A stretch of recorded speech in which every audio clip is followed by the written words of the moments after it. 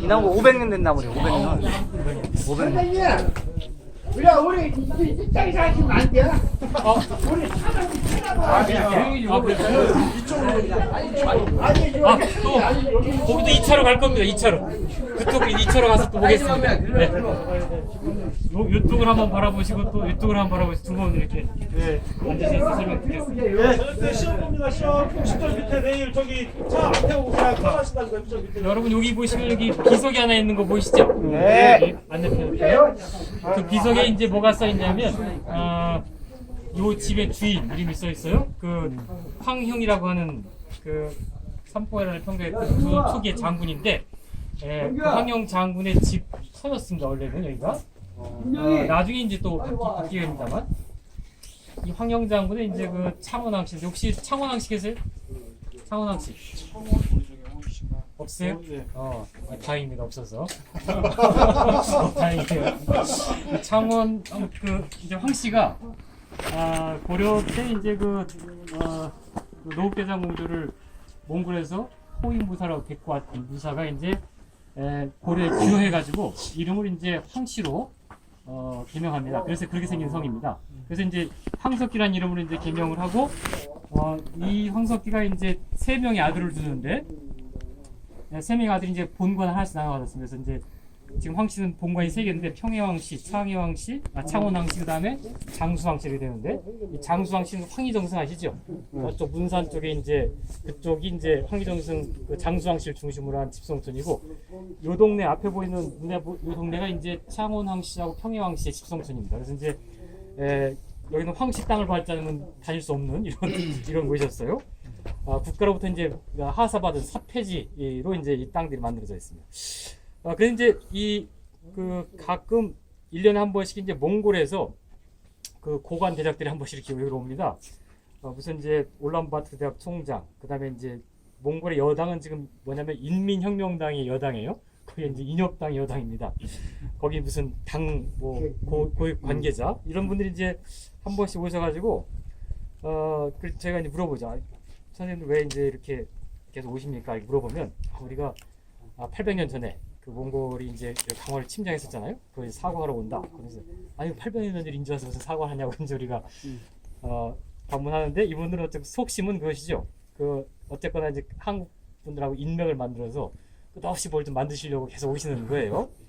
근데 이제 800년 전에는 우리가 분명히 원수지간이었던 게 분명하죠. 근데 1920년대 지금으로 딱 100년 전을 보게 되면 몽골과 그 다음에 이 조선의 독립운동가들은 아주 혈맹 중에 혈맹이었습니다.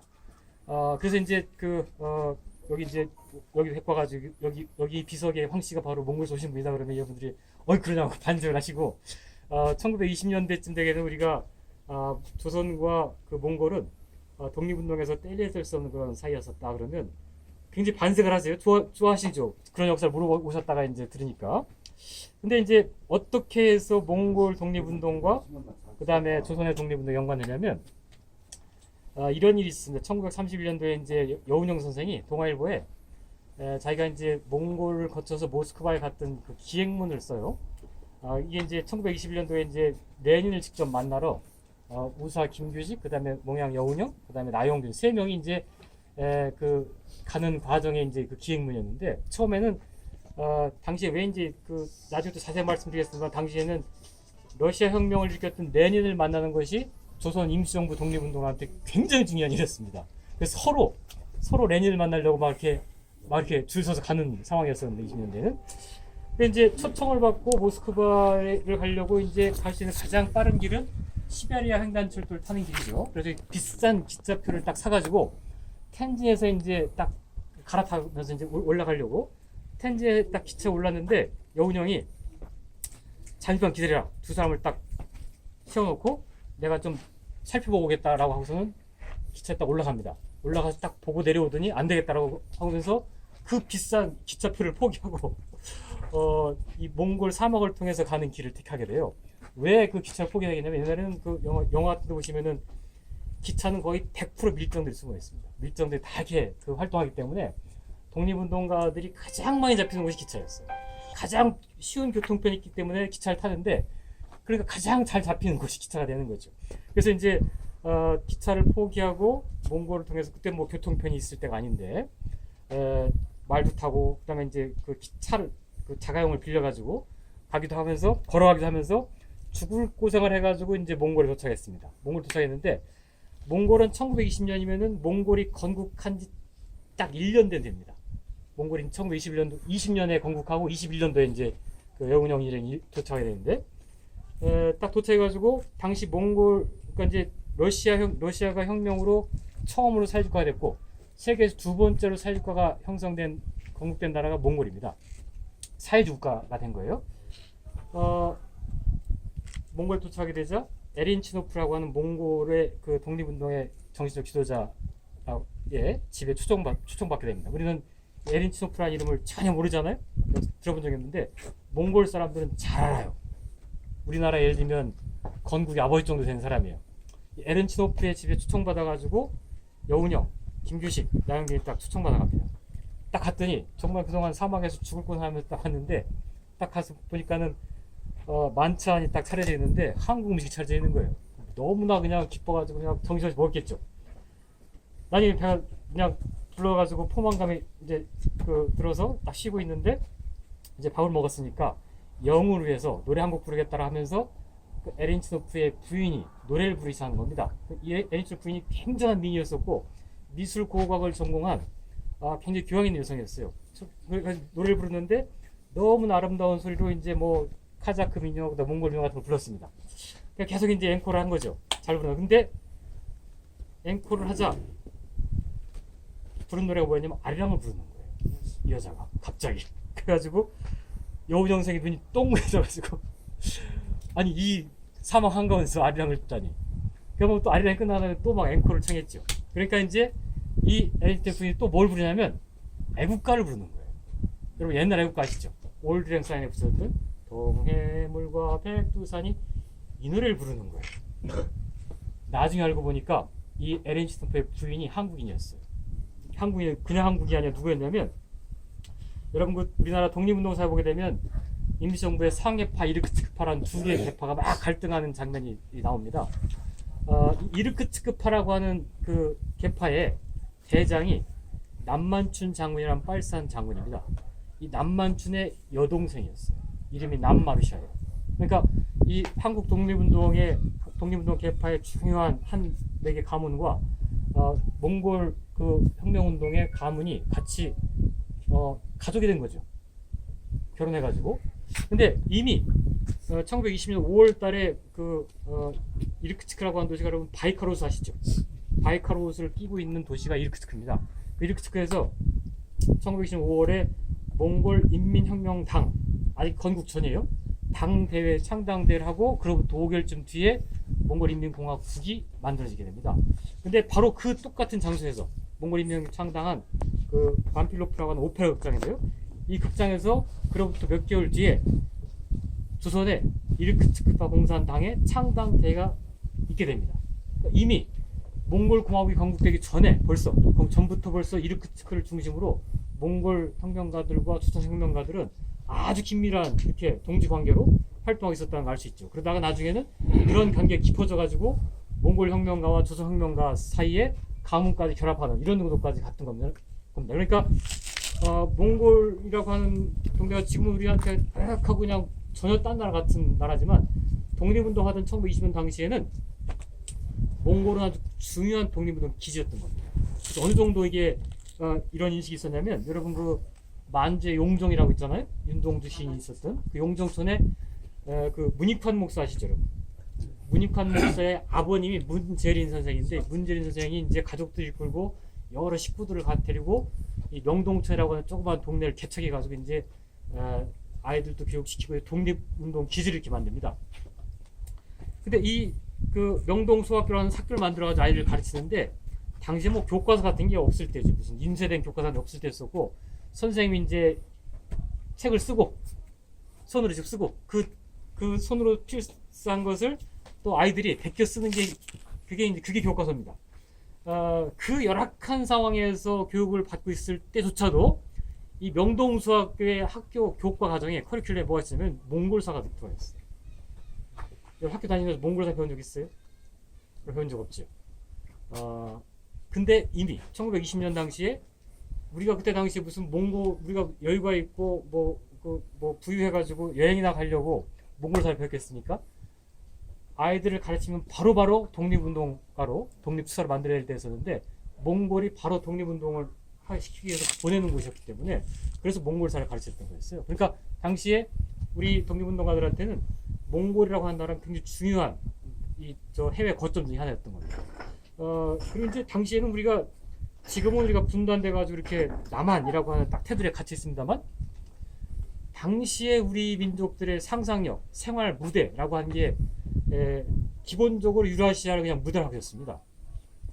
예를 들면 그 춘원 이광수 아시죠? 이광수가 여러 소설을 쓰고 자기가 죽기 전에 자기가 그 대들한테 자기가 정말 세계적인 작가가 되고 싶었던 거예요. 이광수는 만약에 자기가 세계적인 작가가 될 수 있는 작품을 하나만 골라라 라고 한다면 자기가 스스로 물어보고 이 작품이다라고 스스로 꼽습니다. 그 작품이 뭐냐면 유정이라는 작품이에요. 유정이라는 작품이 뭐냐면 유정과 무정이 유명하죠. 이광수 작품 중에 무정은 이제 뭐 이렇게 대충 아는 내용이고 유정은 어떤 내용이냐면 바이칼 호수를 중심으로 이렇게 펼쳐진 이야기입니다. 그러니까 이제 최석이라고 하는 교사가 있었는데 여 제자를 사랑하게 돼요. 불륜 관계죠. 근데 이제 이 여 제자가 이제 마음의 고통을 겪다가 이 최석을 떠나버려요. 이 자기 여 제자를 찾으려고 백방으로 이제 이렇게 방을 붙입니다. 아무개 좀 찾아달라. 근데 그 소설을 보면 이렇게 나옵니다. 자기 도망간 여 제자를 찾기 위해서 주인공이 어떻게 하냐면 바이칼에 있는 친구한테도 한번 편지를 보내고 그 다음에 치타, 그 다음에 하얼빈, 블라디보스톡 이런데 사방으로 다 편지를 보냅니다. 그래서 자기 아무개 좀 찾아달라고 그러는 거예요. 그러니까 사람 한 번 찾으려면 유라시아 전체에 다 방을 붙여야 되는 게 1920년대까지만 하던 우리 사람들의 생활 반경이었던 겁니다. 근데 우리가 분단과 함께 이런 상상력이 싹 지워졌죠. 그죠? 옛날에는 분단되기 전에는 부산에 있는 청년이 야 내가 그래도 백수 한번 갔다 와야지. 죽기 전에 젊었을 때는 백수 한번 갔다 와야지 생각하고서는 뭐 기차 아무 차비도 없이 그냥 걸어서 고생을 무릅쓰고 쭉 걸어서 백수항까지 갔다 올 수 있는 시대가 옛날이었습니다.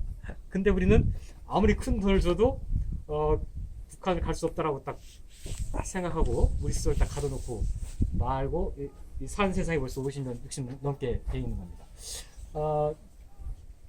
우리가 유라시아적 상상력을 다시 갖는 게 중요하다라고 하는 말씀을 제가 드리려고 역사를 말씀드리는 건데요. 과거에는 독립운동가들이 조선의 독립을 위해서 조선에서만 싸우면 된다는 생각을 절대 하지 않았습니다. 여러분 그 유명한 빨산을 다 보세요. 어디서 싸웠습니까? 다 만주에서 싸우고 다 시베리아 가서 싸우고 그랬죠. 조선에서 싸웠던 빨산들은 거의 없어요. 왜냐면 그렇게 해서 조선의 독립이 달성됐었고 일단 중국과 러시아 해외의 정세가 우리한테 유리하도록 바뀌어야지만이 조선 독립이 가능해진다는 생각이 있었기 때문에 정말 생전 부지에 만주에 가서 시베리아 가서 전혀 낯설고 무서운 걸 가가지고 빨산을 하면서 활동했던 겁니다.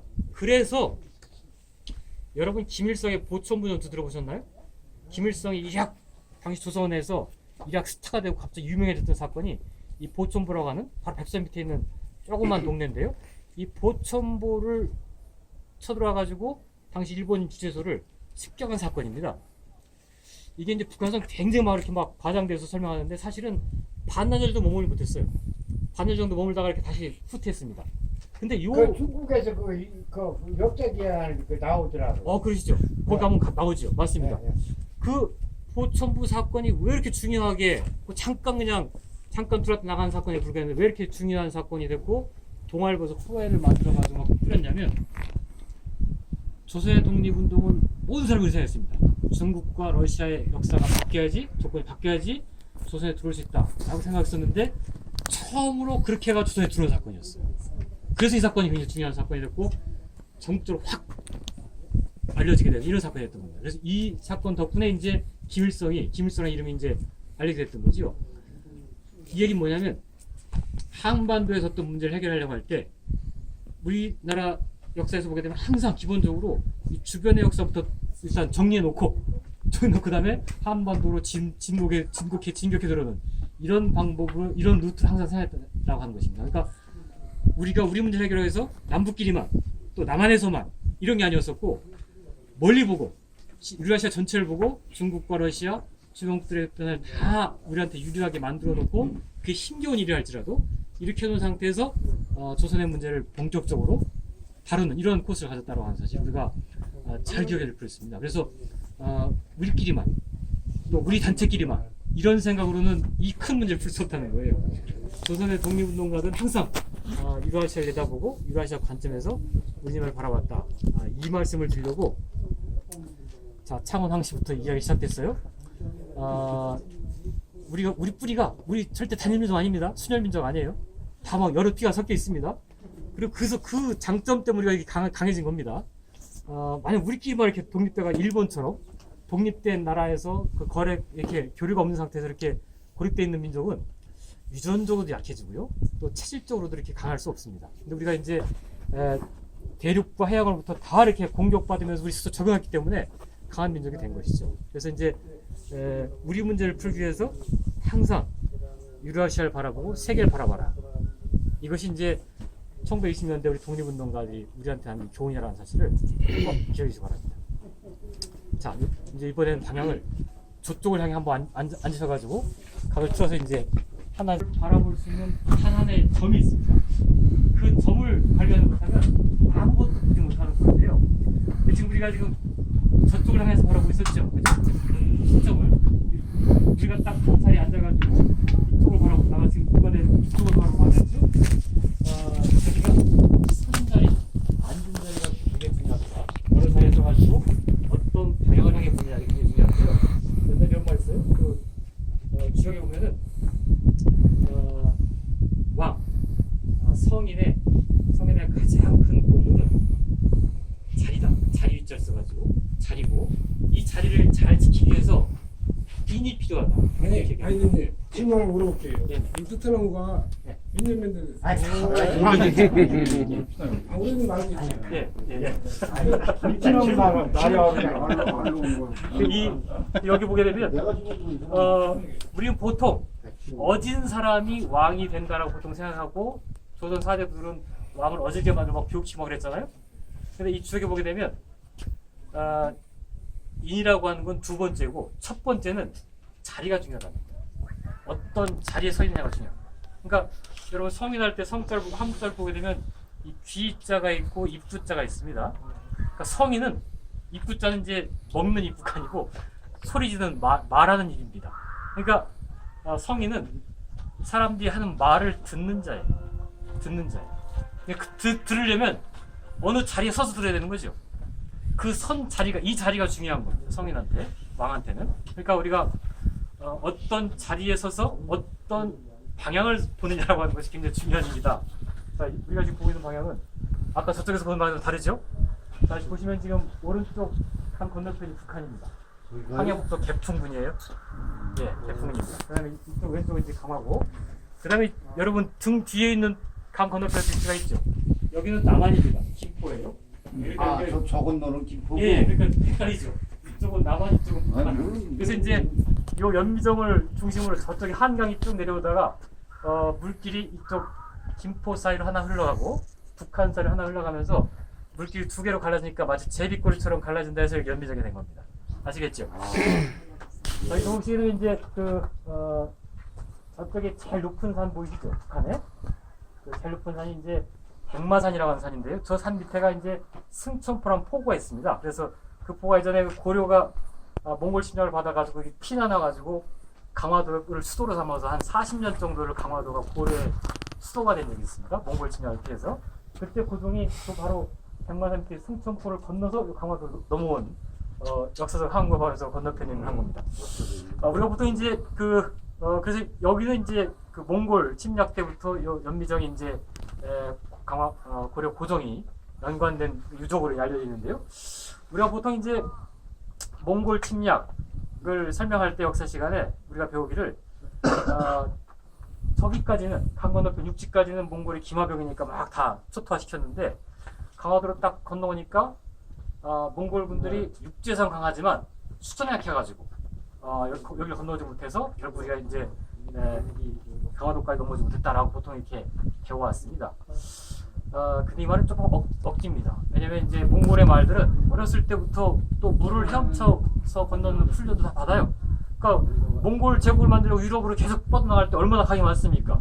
그 강을 다 건넜잖아요. 그러니까 그 몽골 군의 엑스를 볼 때는 그런 말이 없어도 여기가 이제 물이 쭉 빠지면 물이 좀 빠지고 있는데요. 한 3분의 1 정도밖에 강이 남지 않아요. 다 개버리고. 그러니까 당시 몽골 군의 엑스를 볼 때는 그런 준비된 훈련된 말이 없었으면은 그 말을 죽여서 거길 밟고 넘어올 수 있는 그런 충분한 군대였기 때문에 말 때문에 그 여기 넘어오지 못했다라고 하는 것은 약간 좀 상상이 비장한 겁니다. 오히려 그거보다는 더 정확한 근거를 찾는다면 주전선이 몽골 제국의 주전선이 이 아시아 쪽이 아니라 어디였습니까? 유럽 쪽이었었죠. 이쪽이 주전선이기 때문에 굳이 주전선의 후방을 굳이 이렇게 쳐들어올 필요가 없었던 겁니다. 그리고 이제 보통 몽골의 개념을 볼 때는 한 나라를 쳐들어가서 왕실이 도망가거나 왕실 항복은 그 전쟁이 끝난 전쟁이었어요. 그리고 거기 이제 더 이상 신경도 안 쓰면 걔는 앞으로 나갑니다. 근데 오히려 고려가 이상했던 거는 왕실이 강하다 도망갔는데 왕실은 싸움을 포기한 것 같은데 계속 민중들이 나가 계속 대드는 거예요. 이런 나라가 없었던 거예요. 그래도 어쩔 수 없이 계속 5번을 와가지고 계속 이제 그 공략할 수밖에 없었던 건데 어쨌든 그래서 이제 우리가 몽골의 침략이라는 것이 이제 그렇고 근데 여기 이제 고종이 강화도 와가지고 40년 동안 여기서 이제 그 대몽 항쟁을 했는데 당장 가장 중요한 문제가 뭐겠어요? 먹고 사는 문제가 가장 중요한 문제. 그래서 이제 당시 이제 여러분 눈앞에 보시면요 이 자리에 앉은 이유가 있습니다. 눈앞에 딱 보시면 눈앞에 펼치는 풍경 중에서 당시 고려 민중이 대제국 유라시아 제국인 몽골 제국에 맞서가지고 만들어 놓은 이 대몽 항쟁 유적이 있습니다. 찾아보세요. 어떤 거. 잘 보여요. 너무 잘 보여요. 수로? 비슷해 맞죠? 논입니다. 역시 농민을 다르시군요. 논이에요. 고종이 처음 강화도를 천도했을 때는 여기 다 바다였습니다. 다 갯벌이었어요. 그러니까 지금 큰 산들만 강화에 있는 큰 산들만 육지였었고 그 아래에 있는 저지대는 다 갯벌이었다고 생각하시면 돼요. 근데 이제 40년 동안 여기서 항쟁을 해야 되는데 당장 먹고 사는 문제를 해결해야 되는 게 가장 큰 문제였었죠. 그래서 최초로 국가 단위의 간척 사업이 시작됩니다. 그전에도 간척은 있었지만 국가 차원의 간척이 시작된 것은 여기가 처음이었습니다. 그래서 이 앞에 여기 제포 분포라고 하는 곳인데 여기하고 그다음에 강화도 서쪽에 망월포라고 하는 굉장히 넓은 벌판이 있습니다. 여기를 이제 여기 철조망 보이시죠? 철조망에 보면 약간 언덕 같은 데 이렇게 올라가 있죠. 그 언덕 같은 그 부분이 고려 때 만들어진 그 제방입니다.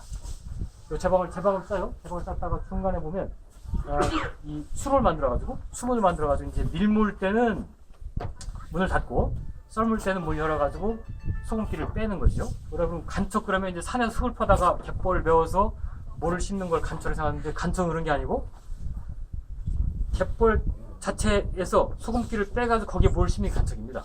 그러니까 간척에서 가장 중요한 것은 이 소금기를 빼는 기술이에요. 지금 기술로 한 15년 정도 걸려요.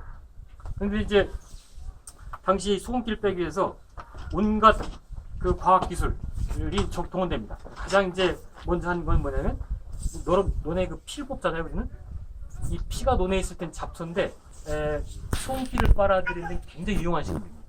잎을 심습니다. 심고 또 그다음에 볏짚을 잘게 썰어서 석회랑 반죽해가지고 또 깔면 소금기를 빨아들여요.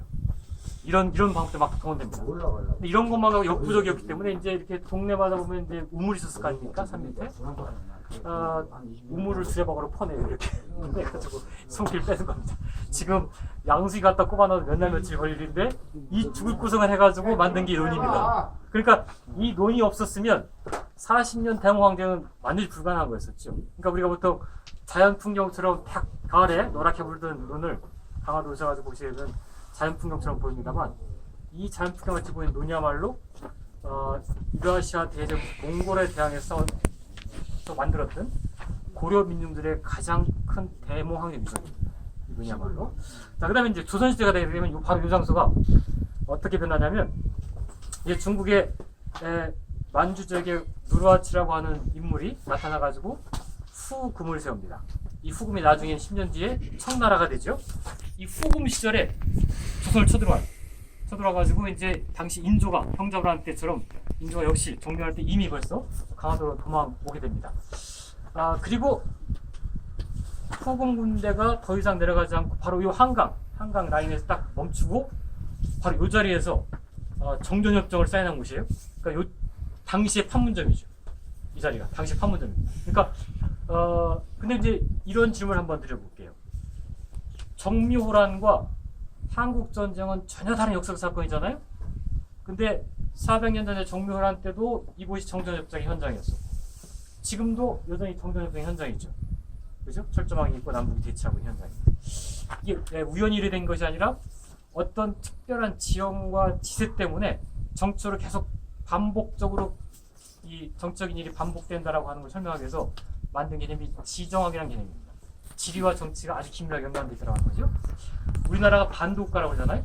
우리나라가 지금 반도국가의 경우에는 100% 외세의 침략을 육지로부터 받든 바다로부터 받게 되는 외세 침략을 받게 되면 가운데선, 거의 정가운데선이 전선으로 고착됩니다.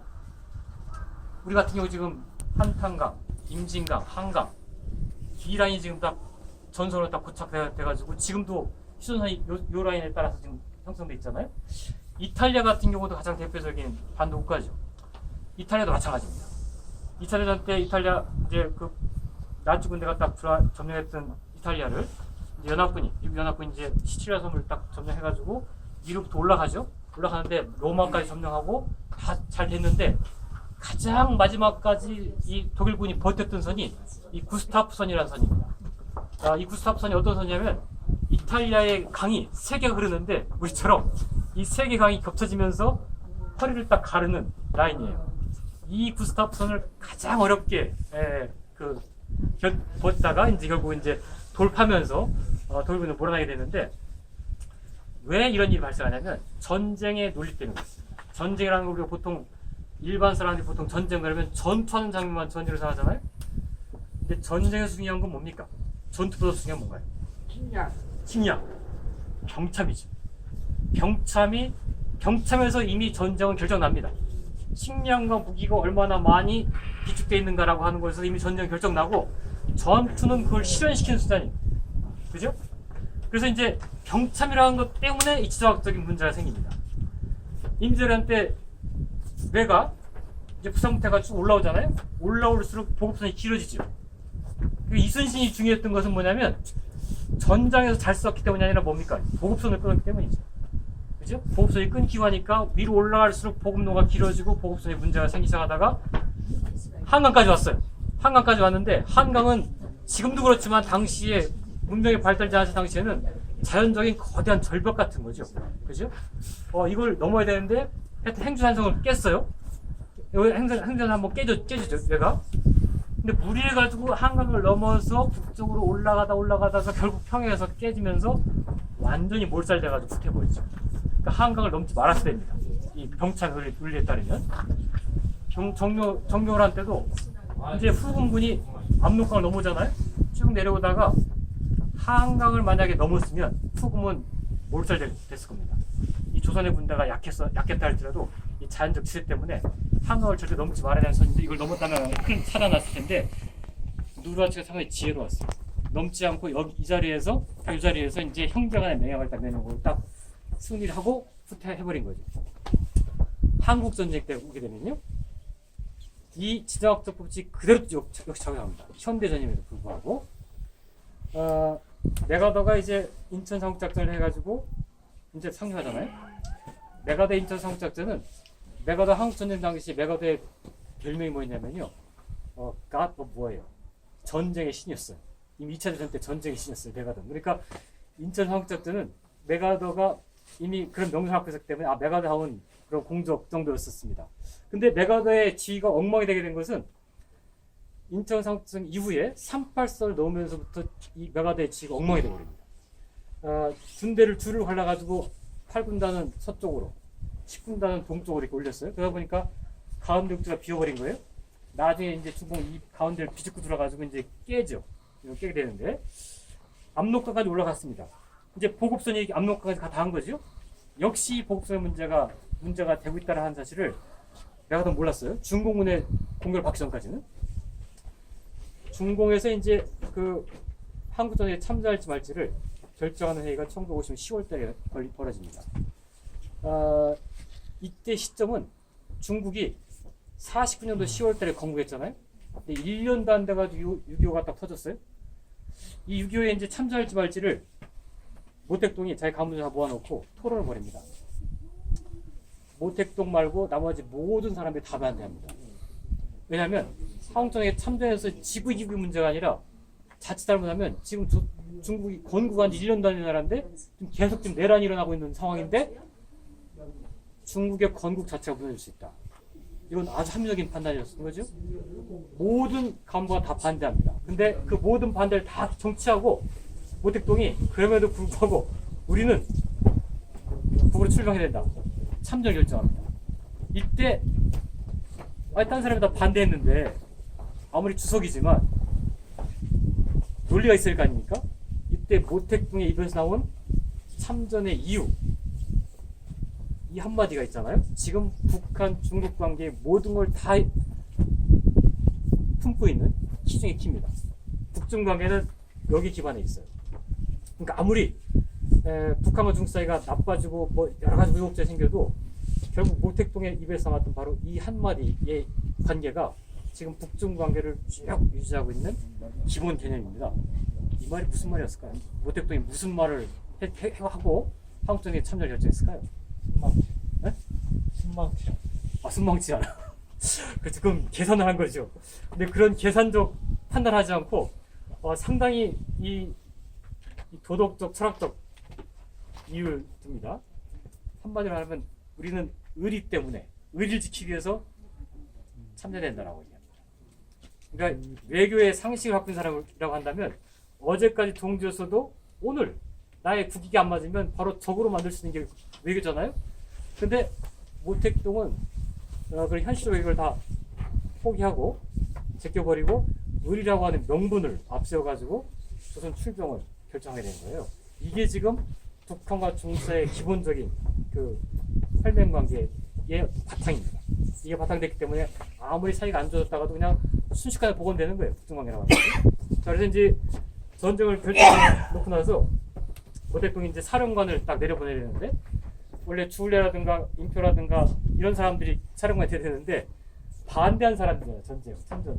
그래가지고 저 신장 위구르 지역 실크로드에 근무하던 펑더하이라고 하는 팽덕희라고 하는 사령관을 끌어올려가지고 이 사람이 사령관을 딱 세웁니다. 팽덕희는 당시 중국에서는 그래도 혁명가들끼리 알려져 있는 사람이었지만 세계적으로는 팽덕희가 누구야? 메가더는 뭐 그에 비하면 완전히 그냥 세계적인 장군이었었고 팽덕희는 메가더와 상대할 상대방 사령관인 팽덕희는 완전 듣보잡이었습니다. 근데 팽덕희가 참전해가지고 메가더를 요리하는 춤추는 건 좀 놀라워요.